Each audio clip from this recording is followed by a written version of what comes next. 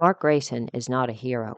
He was supposed to be one, but he's not. Why? Because the writers didn't make him one. That wasn't their intention, of course. They wanted him to be flawed, but still a hero. But remember, these are the same writers who think women of color need to be Karens in order to be strong. They pander to what they think their audience wants, and they lack self awareness, which is why they fail. As of season 3, Mark Grayson is their latest failure. Again, I do believe they intended for him to be flawed. They even intended for him to be a hypocrite, but they did not intend for him to be an irredeemable hypocrite. Nor did they intend for him to be a coward and a bully. He is, however, all three things.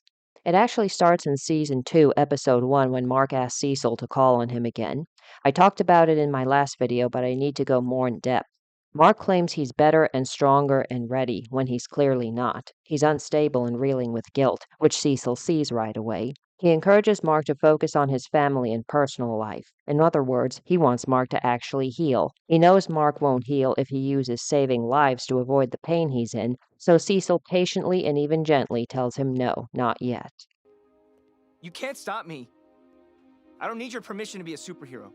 He's not stopping you from doing shit. He's just not going to call on you for now. And I thought you said 2 seconds ago that you needed him. You know who else said that to me? Yeah, I'm sure Nolan gave Cecil the "I'm the most powerful being in the world. You think you can tell me what to do" attitude more than once. I'm not my dad. I'm not my dad. Then stop acting like it. Stop gaslighting people and stop throwing tantrums when people won't give you what you want when you want it, especially when you're currently a liability to all those people you want to save. But as I said, he doesn't really want to save lives right now. He just wants to run from his pain. Later on in the episode, he has a talk with Eve and asks this. What if that happens? What if I become him and I don't even know it? That's already happening. A good test for an abuser is seeing what happens when you set boundaries and tell them no. But I think the show wants us to feel sorrier for Mark than we should. And remember, Cecil's a subhuman government agent. The show constantly applauds Debbie for abusing him, so when he rightfully compares Mark to his father, that's just being mean and unfair. In the last part of the episode, Cecil does let Mark back into the fold, on the condition he'll obey orders.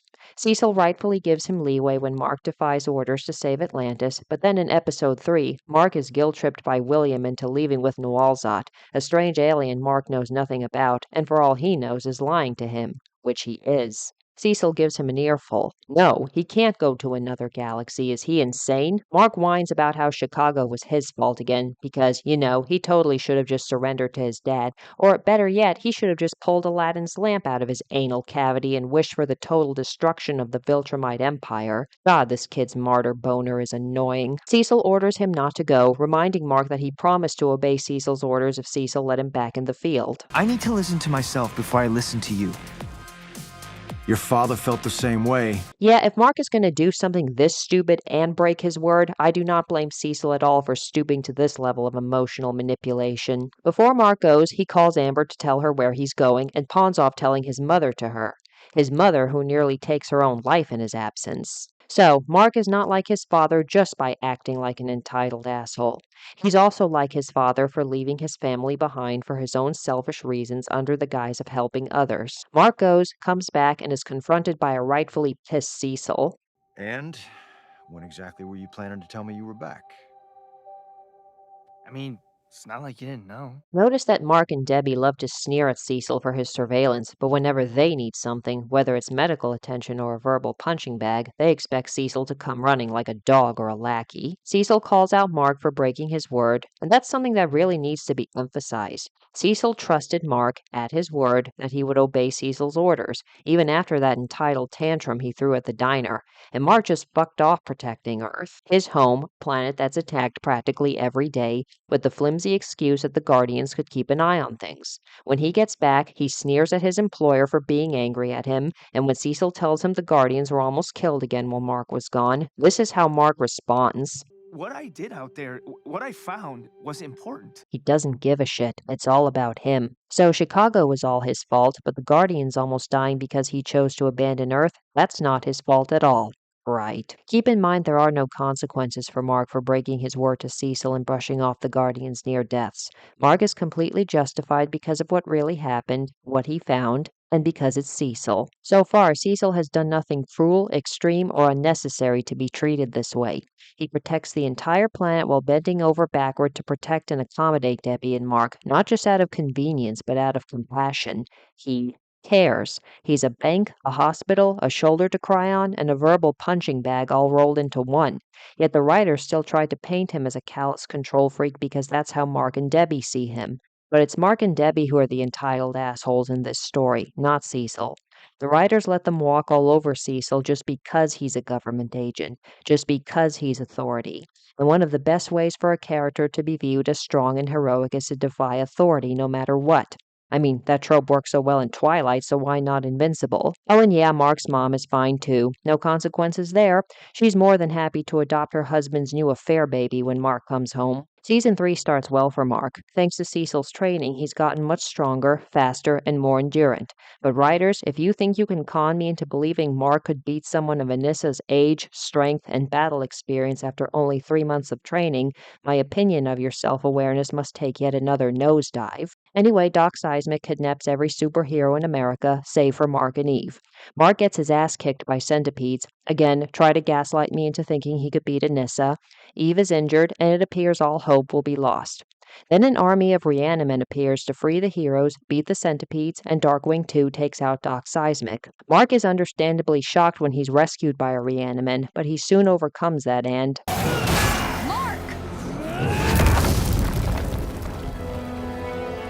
he kills it. Keep in mind Mark has not seen a Reanimen since Season 1.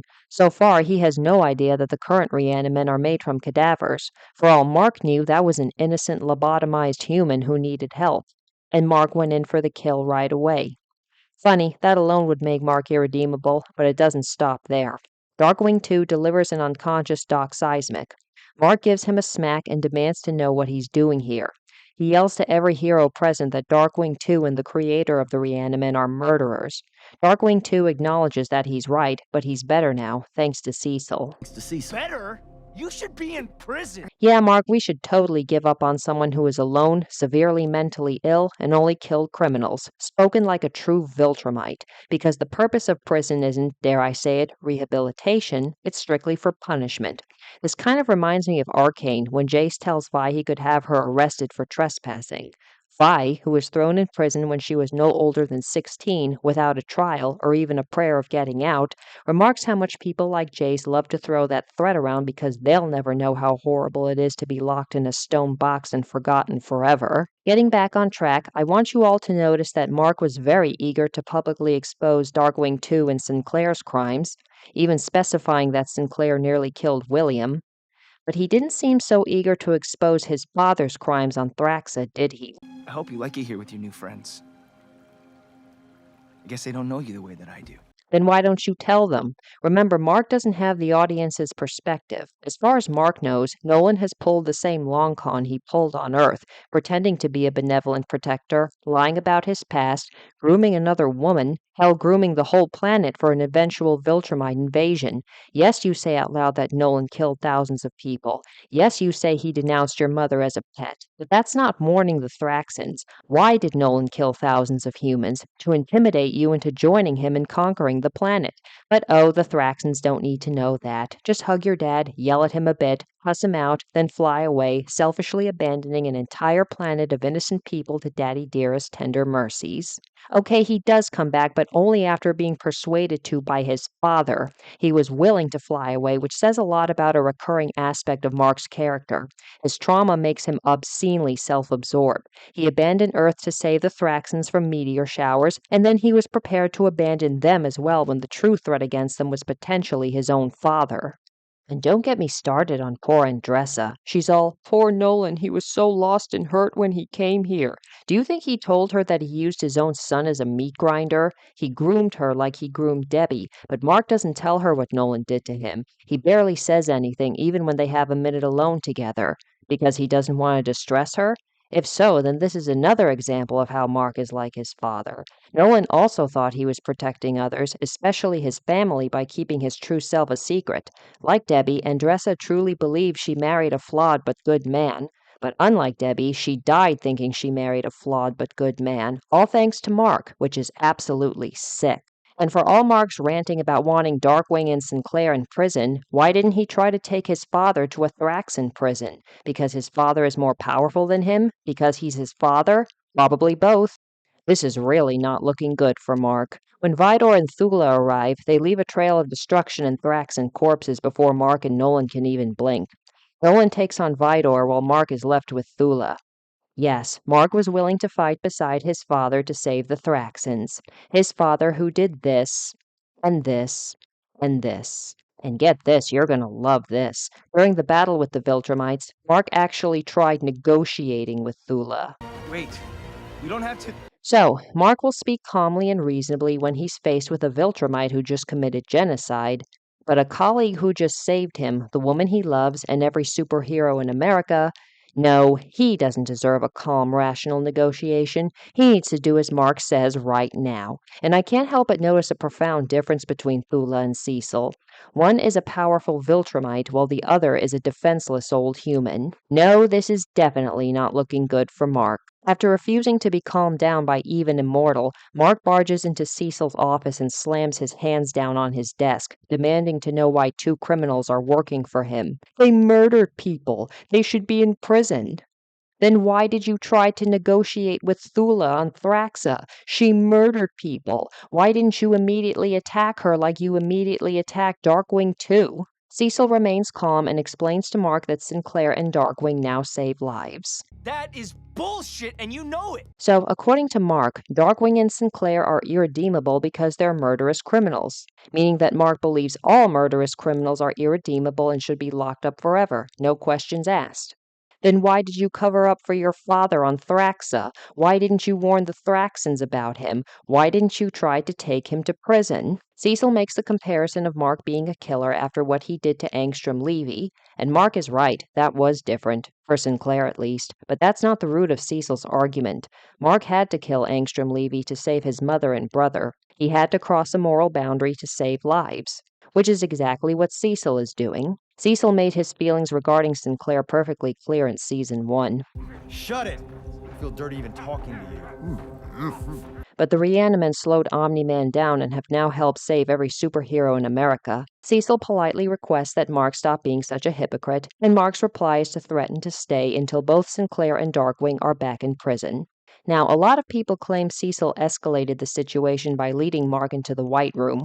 Guys, Mark is not just the most powerful being on the planet. He's an unstable, self-righteous teenager who loves using violence to solve his problems. If he slams his hands on your desk, just assume the best of him. And if he threatens to stay if you don't do as he says, just assume he'll sit in a corner and harmlessly whine until he gets his way. The worst part is, Mark would never expect you to be scared of him for doing those things. In fact, he'd think you were crazy for expecting the worst of him. He may act intimidating, but you shouldn't be intimidated because he's such a good guy. It's kind of like a survey I once heard of where women were asked if they would rather be alone in the woods with a man or a bear, and most if not all picked the bear to the outrage of a lot of butthurt men. Both Mark and the butthurt men are alike in that they can't see past the privilege of their own physical power, or their egos. Cecil literally begs Mark to go and not start something violent. Mark refuses, gets confused about their surroundings, and out come the Reanimen for Cecil's protection. Protection from what? Protection from me? What are you even talking about? Yep, I was right. Cecil is crazy for feeling threatened when Mark acts threatening. Doesn't he know that Mark's a nice guy? Doesn't he know that Mark's a hero? Mark demands if Cecil uses the Reanimen to keep Darkwing and Sinclair in line, once again revealing how ignorant he is in his privilege of power. Darkwing and Sinclair don't have your abilities. Abilities I only use to help people. Yeah, Mark, you've always used your abilities only to help people. You've never used them to get your way. Like when you told your mother to make you go inside the house, or when you went back on your promise to obey Cecil's orders by going to Thraxa. Why should you keep your word? You can just fly out of an agreement whenever you want. Or when you destroyed all those Martian ships and left them floating around in space, all on behalf of Shapesmith, a criminal who abandoned an astronaut to months of torture and almost caused the mutual destruction of Earth and Mars, by the way. Why don't you demand Cecil lock him up? You see things one way and you won't make room for any other viewpoint. You threaten people who disagree with you. I don't threaten. You would never. Like you said, I'm Omni-Man's son. You have no idea what I'm capable of. Yeah, that wasn't a threat. Call them off. Now. Nah, that can't be a threat. He turned. Nope, that's not threatening at all. I'm not going anywhere until Sinclair and Darkwing are both back in prison. Did you hear me? Of course that's not a threat. Cecil then tells Mark, No? Because you're scaring the shit out of me right now. I'm not even doing anything. this says it all. Cecil has just told Mark that Mark is scaring the shit out of him. Mark protests he's not even doing anything, and then proceeds to march towards Cecil. It may seem insignificant at first glance, but it actually shows a profound lack of empathy and disrespect for another's boundaries. In fact, Mark's behavior is reminding me more and more of a domestic abuser. Picture this for a moment. A 6-foot-tall man is in an argument with his 5-foot-tall female partner, and he's getting progressively angrier and more demanding. The female partner says, "You're scaring me." The man shouts, "Not even doing anything," and then starts to march toward her. That woman would be absolutely right to be afraid for her safety, because in her mind, if this situation escalates to violence, there's nothing she can do. The man, in his privilege of physical power, doesn't care, because in his mind, his feelings are totally reasonable and justified, and that's what the woman should be focused on. If she's focused on how intimidating he's being, she's just being paranoid and dramatic. In response to Mark marching forward, a reaniman grabs him by the arm. What is this? You think you can shut me up? What a gaslighting response. Cecil's scared of you. He doesn't want you near him. You tried to go near him, and now you're acting like he's trying to suppress your freedom of speech because he's restraining you without hurting you. Again, this is exactly how abusers behave. If you have the audacity to set a boundary with an abuser, even in a non-violent way, then you're the abuser. Remember, Cecil is not supposed to be focused on how scared he is. He's supposed to be focused on how right Mark is. Mark then proceeds to destroy his restrainer, which causes the reaniman to inevitably attack.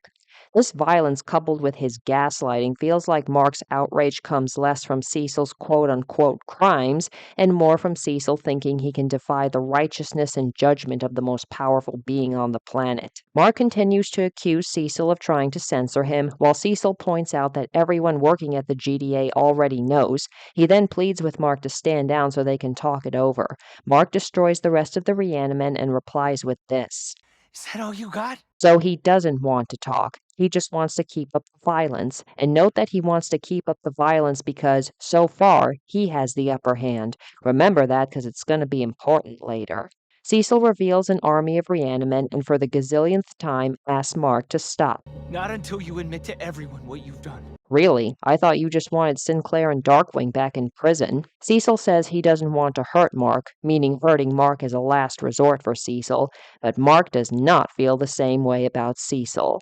I'm not the one who's gonna get hurt. This would be the most despicable part of Mark's hypocrisy if he hadn't mindlessly slaughtered that potentially innocent reaniman before. He'll hold back in combat and even attempt diplomacy when innocent lives are on the line, but only when it's personal for him will he break out the big guns and start using threats and intimidation. Notice that in Season 2, he only threatened Nightboy after Nightboy repeatedly taunted him about his father. You said you don't do threats. Yeah? Well, people change. Then why should anyone trust you? If you can flip a switch so easily, why should anyone have any faith in you? Cecil warns Mark one more time, though honestly I wouldn't have blamed him if he activated the device then and there, or even 5 minutes ago. Mark, of course, thinks Cecil is bluffing and goes to tear up more reanimen and gets a very well-deserved sonic blast. Cecil then tells Mark to be reasonable and go home.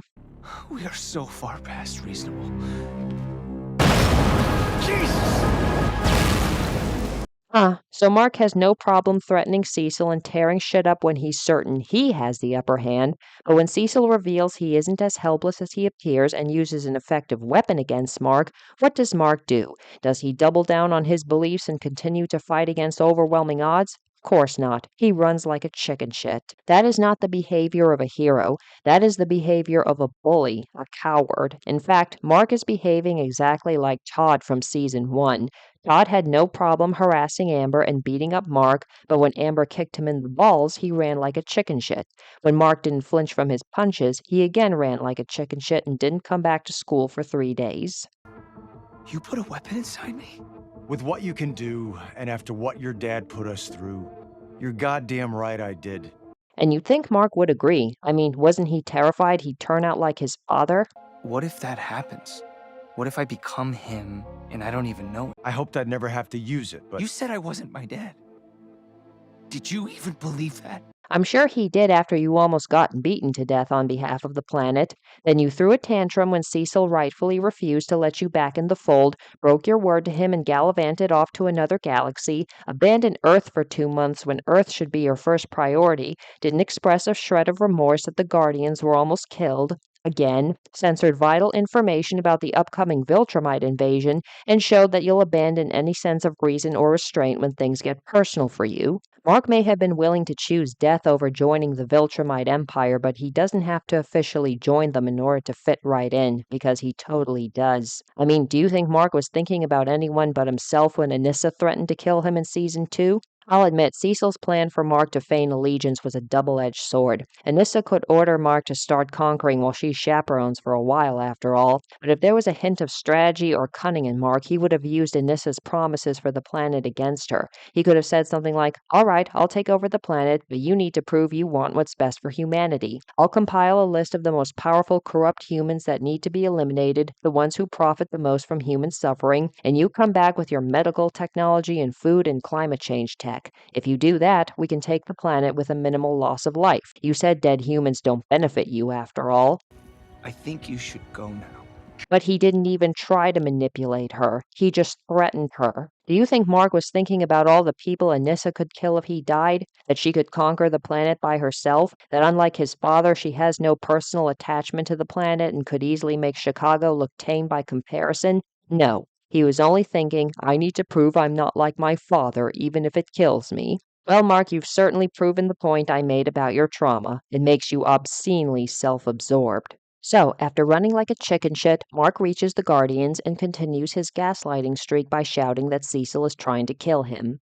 He's trying to kill me! Guardians, I threatened Cecil, destroyed government property, and refused his constant pleas to leave or talk it over. And get this, when I threatened to assault him personally, he used an effective weapon against me. I realized I didn't have the upper hand against a defenseless old man anymore, so I ran to you guys. You gotta protect me, 'cause he's trying to kill me. Things get out of hand, Rudy blocks the sonic device, and dead Reanimen litter Guardian headquarters. Mark slaughters the remaining Reanimen, similar to the way his father killed the Guardians, and Cecil gives him an epic reason you suck speech. He's an arrogant little asshole who causes unnecessary destruction just to feed his ego. You're a hypocrite, waltzing off to help your mass-murdering dad. Oh, Cecil, if you only knew just how much of a hypocrite Mark is when it comes to his father. Don't you ever threaten me again. Cecil, don't you know how much Mark hates it when you set boundaries with him?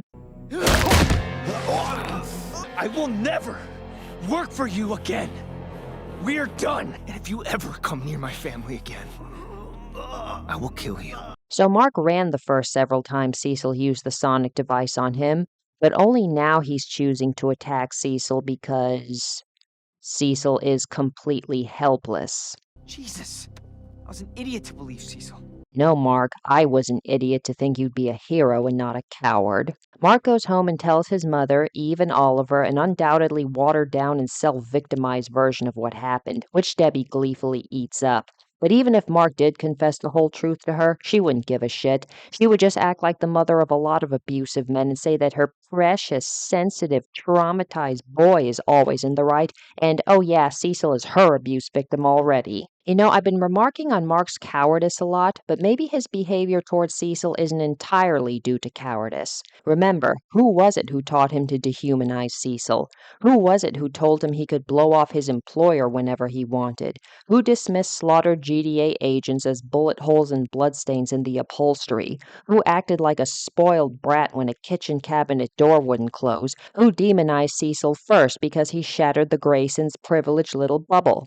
That's right, it was Cersei Lannister, Debbie Grayson. In Season 2, Art told Debbie she was the one who saved the planet for humanizing Nolan. She did, and now she's turning Mark into Joffrey Baratheon.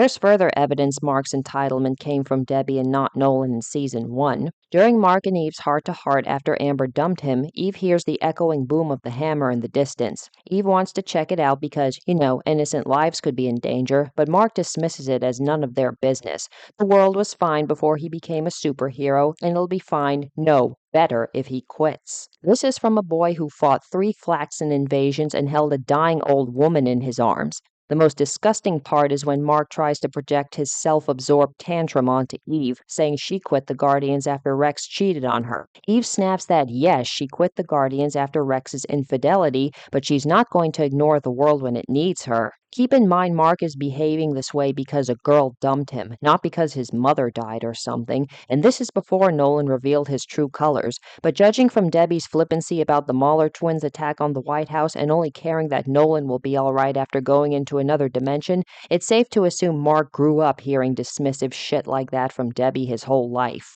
In episode 4, Mark suspects Cecil is spying on his family, and Mark's pissed. Mark's a victim. Cecil is a subhuman government agent. Mark's the most powerful being in the world. He can do whatever he wants. So he chooses violence and terror by literally breaking into the Pentagon and ripping up Reaniman to get Cecil's attention.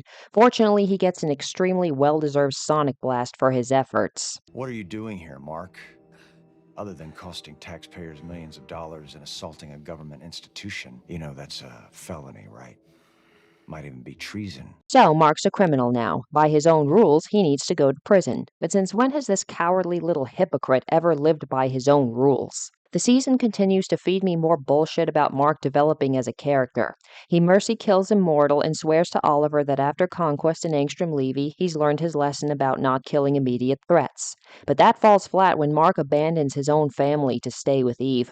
As I said in my last video, he literally sells out his own family and the whole world for sex. When Conquest pulls an Omni-Man and uses Mark as a meat grinder, it doesn't affect him at all. Like, nothing. He doesn't even spare a moment of sorrow for the people Conquest killed and used him to kill. Also, why didn't he lead Conquest away from populated areas? Because there isn't a hint of cunning or even common sense in this kid's stupid little brain. All that matters is... So the only thing I want to do right now is hit something as hard as I can. One of the most infuriating qualities of a Mary Sue, or Gary Stu, is other characters compromising their integrity on behalf of the Mary Sue. In episode 6, Donald goes behind Cecil's back to give Mark information on Powerplex, which he would never do, especially after Mark broke into the Pentagon. In episode 7, Cecil asks Mark to lead the Guardians, after Mark sold his family and the world for sex. The reason Cecil gives is that Mark stood up to him by assaulting him twice, breaking into the Pentagon, and being an irredeemable, cowardly hypocrite. No, just no.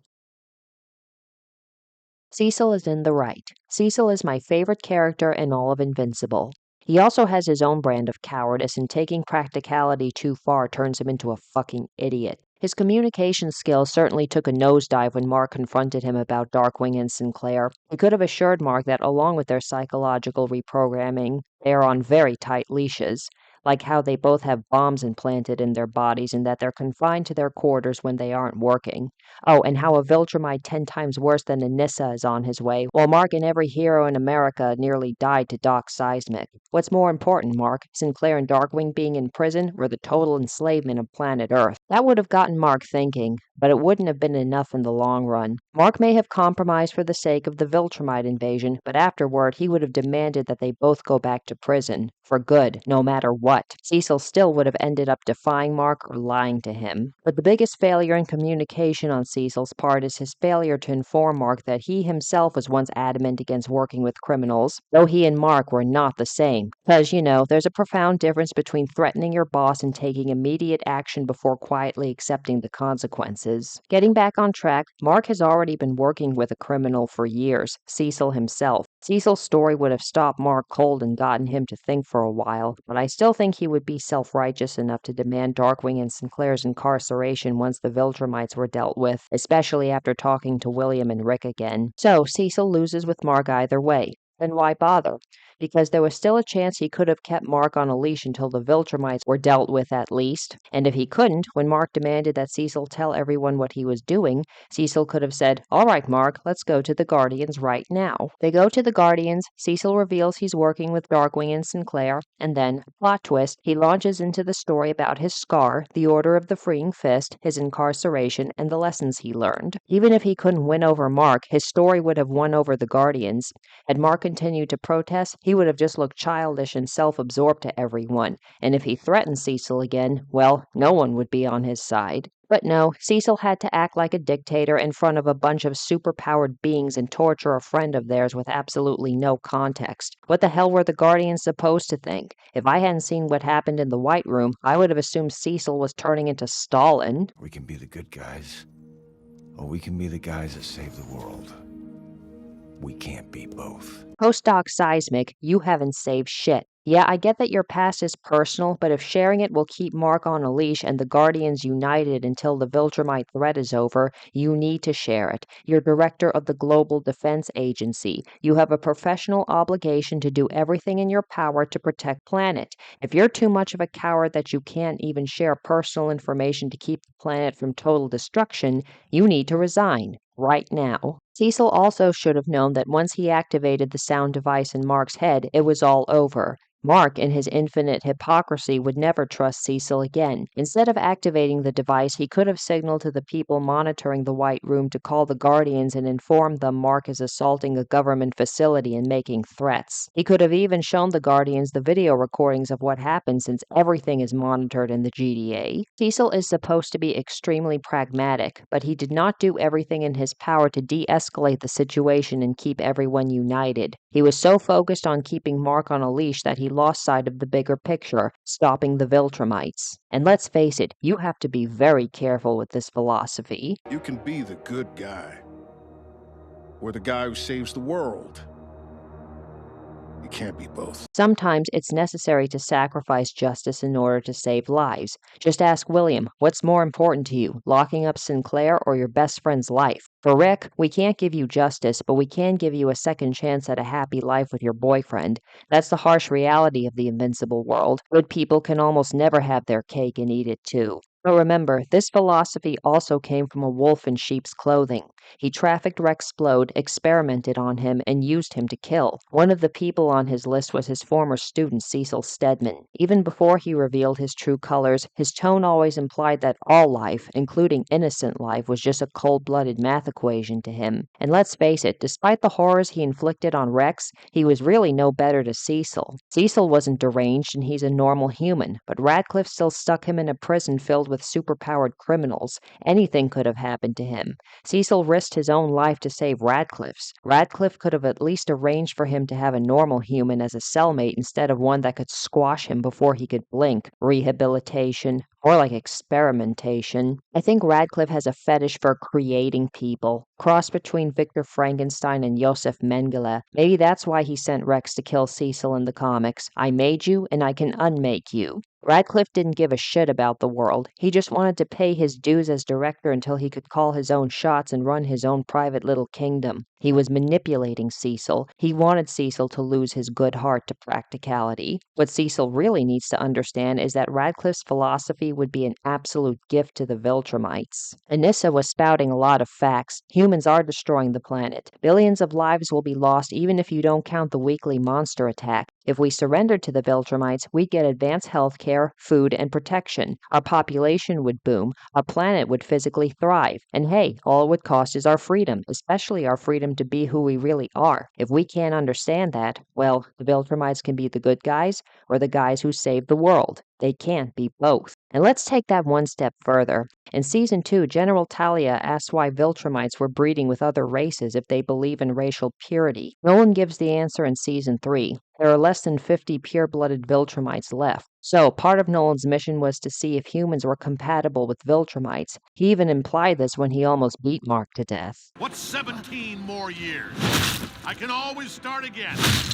make another kid. And they are compatible. Mark's abilities are proof enough of that. So, Nolan not only groomed Debbie, he used her as a broodmare. But according to Radcliffe's philosophy, that doesn't matter. The Viltrumites are almost extinct. Why shouldn't they fly to Earth and rape as many humans as they can? They can be the good guys, or the guys who save their dying race. They can't be both. One of the things that the writers have been consistent about with Cecil is that he has a deep empathy for the suffering of others, and saving innocent lives is his #1 priority. I don't get it.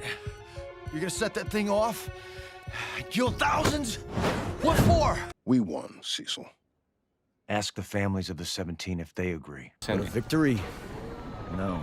Do you know how many people died here yesterday? 338.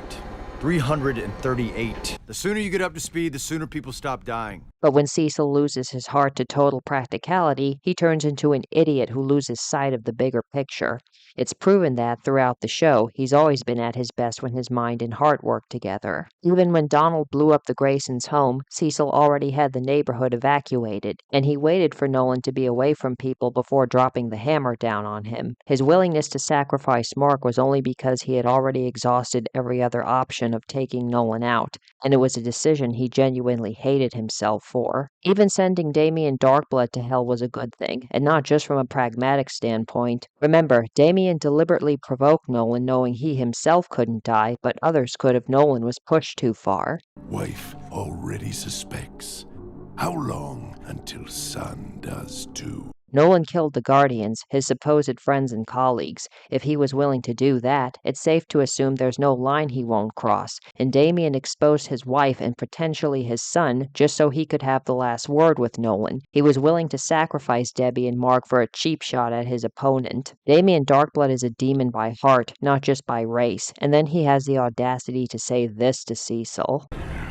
Say I'd see you in hell, but there's a worse place waiting for you. Really, you think Cecil deserves a worse place than hell because he sees you for the callous liability that you are and is willing to, literally, put you in your place? The worst part is, the way Damien says it, I think the writers kinda expect us to agree with him, again, showing their monumental self-awareness. Even when Cecil acts rude, demanding, and controlling, 9 times out of 10, it's on behalf of others rather than himself, a stark contrast to Mark and Debbie who always act like selfish assholes on behalf of themselves while leaving others to rot. This is another testament to the writer's lack of self-awareness. The Cecil from the comics was pretty much all practicality and zero heart. Comic Cecil would never have held a crying Debbie Grayson in his arms. The writers obviously wanted to soften him to make him more heroic, but they never intended for him to be more heroic than Mark and Debbie. Probably thought to themselves, we want to soften Cecil, but, he's still the most powerful bureaucrat in the world, which automatically makes him a control freak asshole who callously uses people and disregards them even when he doesn't have to. We don't have to write him that way, just have the quote-unquote real heroes constantly treat him that way. Yeah, you've got it in reverse, Invincible writers.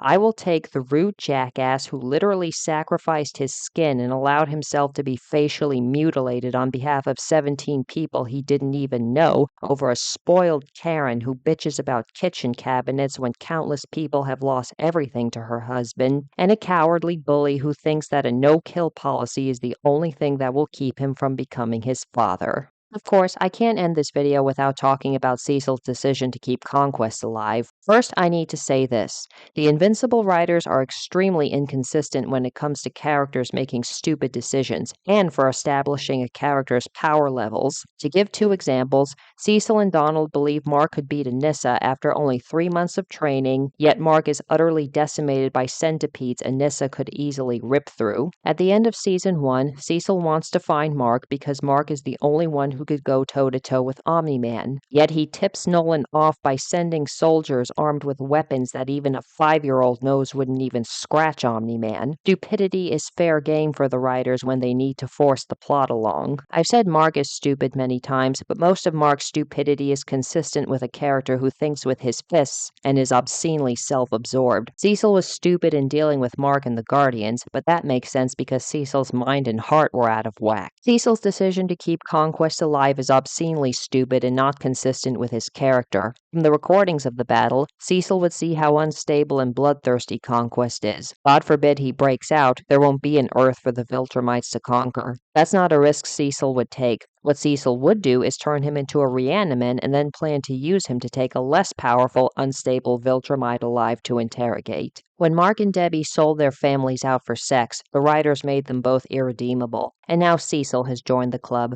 But I will say this, at least Mark and Debbie's decisions were consistent with their "it's all about me" attitude. Cecil's irredeemably stupid decision was just to force the plot along. Thanks for watching. Let me know what you think in the comments section and press that subscribe button.